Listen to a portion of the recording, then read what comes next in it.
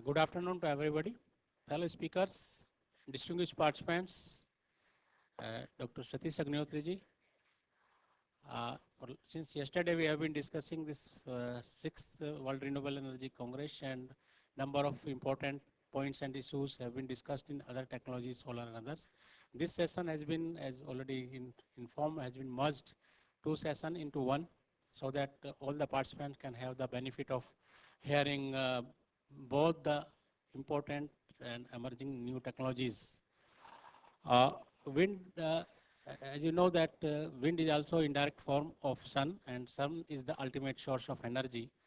Uh, we have about 20-25 years history of wind when we started the development of wind pumps and later on the gear type wind pumps, and now we produce wind electric generators, single generators of 2.5 to 3 megawatt single generator, and there are about 20 manufacturers producing 54 different models of wind turbines. We have done about 25,000 megawatt grid connected from the wind. Out of the total that we have about 35,000 megawatt of renewable energy grid power. But I must mention here that off-grid, starting from the renewable energy is not only the grid electricity, it is in the form of the very first program of the ministry, the national program biogas development for cooking and lighting, improved cook stoves and gasifiers for village electrification and captive use. Uh, we have planned a mission, wind energy mission, and also offshore wind. Especially we have the potential in two states, Tamil Nadu and Gujarat. We have mapped entire country with the wind. First we did at 50 meter height, then 80 meter, and now 100 meter and 120 meter. We have a specialized institution, National Institute of Wind Energy. Formerly it was known as Center Institute of Wind Energy Technology.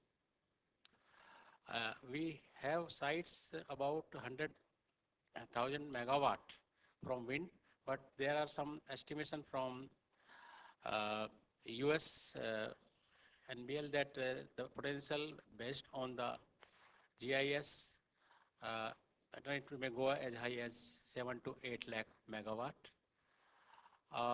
As far as the other new technologies are concerned, we have the hydrogen fuel cells and the battery storage.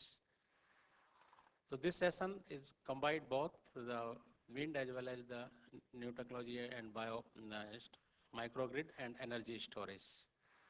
As you know that our country is large and we have the increasing demand of electricity. Few states have already achieved adequate power capacity and they are surplus in power, but many other states are having the shortage of power. This surplus power could not be done because we are yet to connect our northern and southern grid.